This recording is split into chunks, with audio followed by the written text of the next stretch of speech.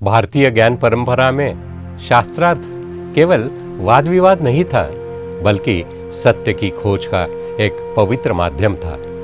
आदि शंकराचार्य और मंडन मिश्र के बीच हुआ संवाद हो या अष्टावक्र और बंदी का शास्त्रार्थ, इनका उद्देश्य किसी को पराजित करना नहीं, बल्कि ज्ञान के माध्यम से सत्य को प्रकट करना था। उसी परंपरा से प्रेरित यह शास्त्रार्थ श्रृंखला आज के समय में समाज के मन में उठने वाले जीवन से जुड़े प्रश्नों को सामने लाने का प्रयास करता है।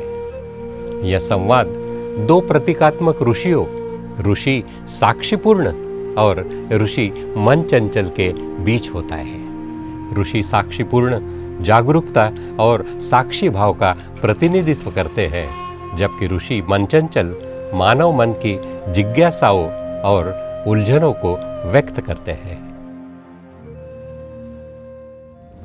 आज का प्रश्न, क्या भय हमें बचाता है या भीतर से बांध देता है?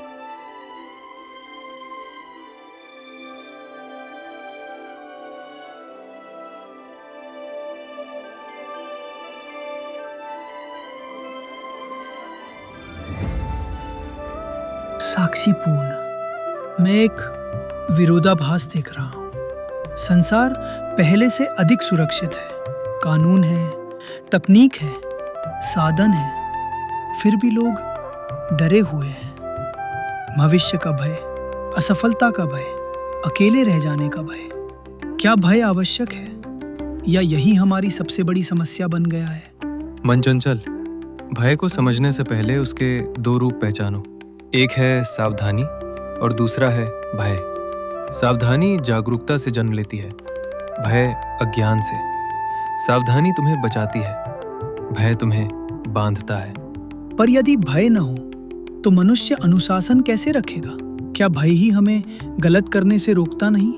क्षण भर के लिए रोकता है, पर भीतर विद्रोह भी पैदा करता है। जो व्यक्ति भय से रुकता है वो अवसर मिलने पर फिर वही करता है, पर जो समझ से रुकता है वो स्वभाव से बदल जाता है।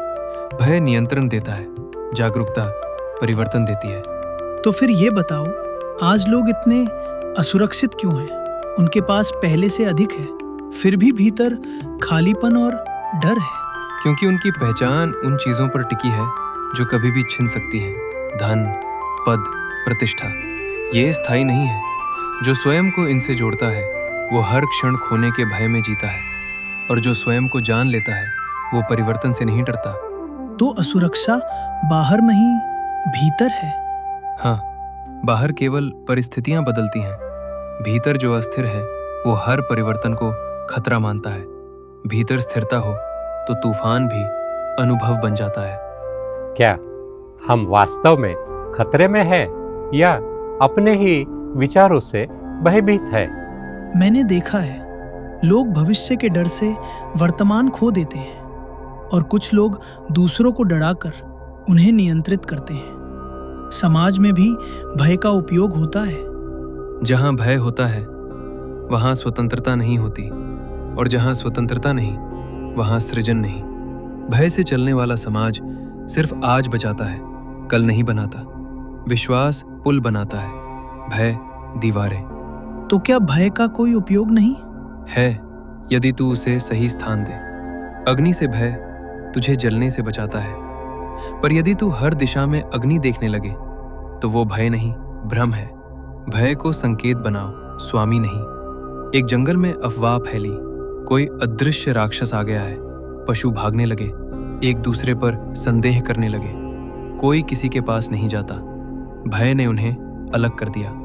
कुछ दिनों बाद पता चला वो केवल हवा थी जो गुफा से टकराकर आवाज कर रही थी।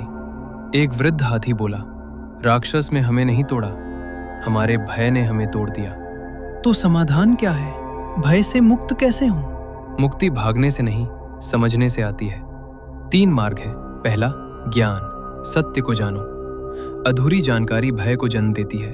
दूसरा, संवाद, अपने संदेह साझा करो। मौन भय को बढ़ाता है। तीसरा, आत्मबोध, जब तू स्वयं को जानता है तो खोने का भय घट जाता है। और व्यक्तिगत जीवन में? असफलता का भय, तुझे प्रयास से रोकता है। आलोचना का भय तुझे सत्य बोलने से रोकता है। अस्वीकृति का भय तुझे प्रेम करने से रोकता है। देख, भय जीवन को छोटा कर देता है और जो उसे देख लेता है वो उससे ऊपर उठने लगता है। सुन मन चंचल, भय अंधकार है, जागरूकता प्रकाश है। अंधकार से लड़ने की आवश्यकता नहीं, केवल दीप जलाना है। जहाँ प्रकाश है वहाँ भय स्वयं मिट जाता है। अब समझ आया, भय शत्रु नहीं पर संकेत है।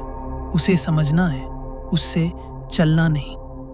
आज का चिंतन, क्या आपका जीवन भय से संचलित है या समझ से? क्योंकि भय दिशा नहीं देता, वह केवल रोकता है।